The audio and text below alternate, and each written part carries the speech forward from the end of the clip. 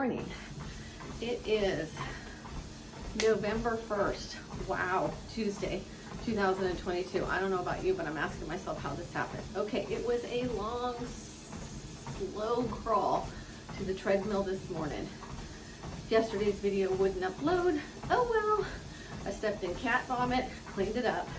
So the shirt I have on seems very apropos. It's like, just roll with it. I'm just gonna roll with it today.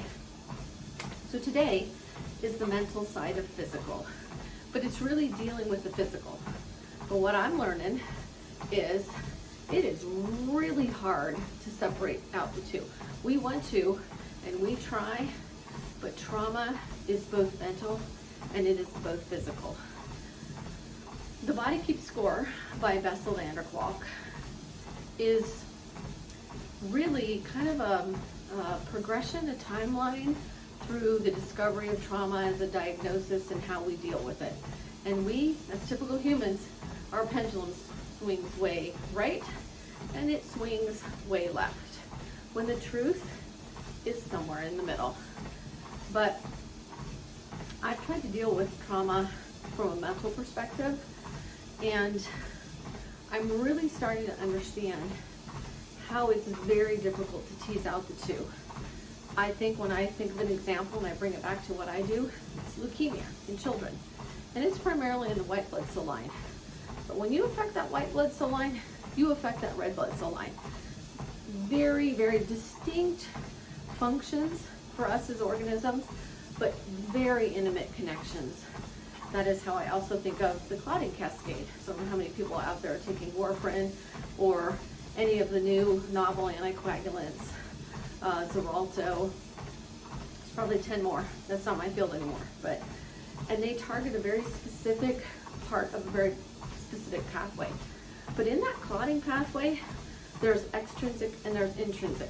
And I remember having discussions with people and they're like, well, that targets this of this pathway. And I'm like, I would always step back and go, does that really matter? I mean, it does, but there's such a coordinated dance between these two parts of something that is fundamental to keeping us alive. So think if it doesn't work, hemophilia, right? Bad news. So you can talk about them specifically, but they're intimately connected. To get more cerebral, I think about time and space. We think of those, still I think the majority of us, as two really distinct things. Einstein, many others were probably the first to say, no, I think that this is a bit more complicated. I think that these are weaved in some really strange ways. And I think they are. I think in advanced meditation, I'm starting to, it feels like the concepts are totally flipped. But I still think they're very connected. I think our cognitive advancement isn't quite there yet, maybe not for a long time, but to tease out the two and to pull them apart, it's messy, like string cheese. So what does therapy, which is mental, talk therapy, which feels very physical to me, how does it help? How does it help this physical part? I think because the way the body lays down trauma, I'm learning in What Happened to You and the Body Keeps Score, there's both a physical and a mental side when it's happening, correct? I think that it's these layers that just get melted and confused and they drip into each other. But it's so essential that we maintain assembly of our mind that I think pulling it apart is also very delicate. And I think it's said best that you're beginning to feel the emotions that generated past trauma. And I think there's a far greater understanding. It's just not in our mind, that we store it in our body. And our body tries throughout our life to give us these signs. And we take these signs or symptoms, we run with them, they get diagnosed, they don't fit. It's certainly been my journey. And it's really the body's way of talking to you. And as in many instances, we're not really good listeners, right? We're good talkers, we're not good listeners. So I think therapy is about starting to listen. Being anchored in the present while revisiting the trauma, opens up the possibility of deep, deep knowing, deep somatic knowing, deep knowing in our bones that the terrible events of the past, they belong in the past. I think in an effort to keep us safe, to keep us grounded, our body has stored it in various parts of our body. It's stored it in the recesses of our mind. And we confuse past with present.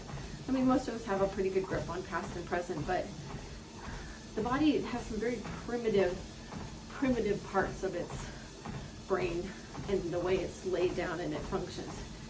And it's deep and it's primal.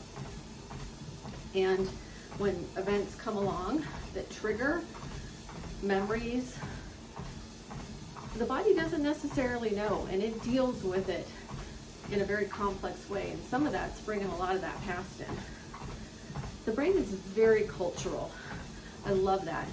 A cultural organ that is shaped by experience. Boy, is that coming front and center in what happened to you. It is amazing to me as human beings that we make it. But that can be attributed to the wonderful, complex mechanism in which the body deals with trauma. So it's going to be a complex solution, most likely. I do think and agree with mindfulness is the cornerstone of recovery from trauma. Cornerstone, fundamental. It is the slab on which your house is built. It connects past and present. It connects mental and physical. It connects time and space. And that slab, that very physical slab, is where trauma recovery is going to happen, in my opinion. So why? Why go there? It's a question that I've asked a lot. Why do I need to go back to the scene of the crime? Because I'm going back to the scene of the crime in a very different way, with much better skills, much better understanding. And I'm going to go back, I'm going to find that trauma that's stored deep in my bones, deep in my muscles, deep in my stomach, deep in my chakras. And I'm going to go pick a piece of it out. I'm going to evaluate it. I'm going to look at the world that I knew then. I'm going to look at the world I know now, and I'm going to set it aside. It's much like that purse analogy, and not being able to find something and not being able to see. When I empty that purse out, I take a piece, I decide, do I want to leave it? Do I want to remove it? Therein is the beauty of visiting past traumas. And it's so important, because knowing what we feel mentally, what we feel somatically, what our body is trying to tell us, it's the first step to knowing why we feel. So I'm going to say that again. Knowing what we feel is the first step to knowing why we feel. And I would add, why we see the way we do. So as always, to steal Monique Rhodes' phrase, go gently into the world. And go to her podcast, In Your Right Mind. Check out the little tiny episode, which I love, 10-Minute Mind, called I Don't Stand Out. Because that ego, it's pretty interesting. And it's not exactly what we thought it was. And that'll be a nice segue into the mental tomorrow. So as always, thank you for spending your time with me today. Go gently into the world and have a blessed day. Dahanavad.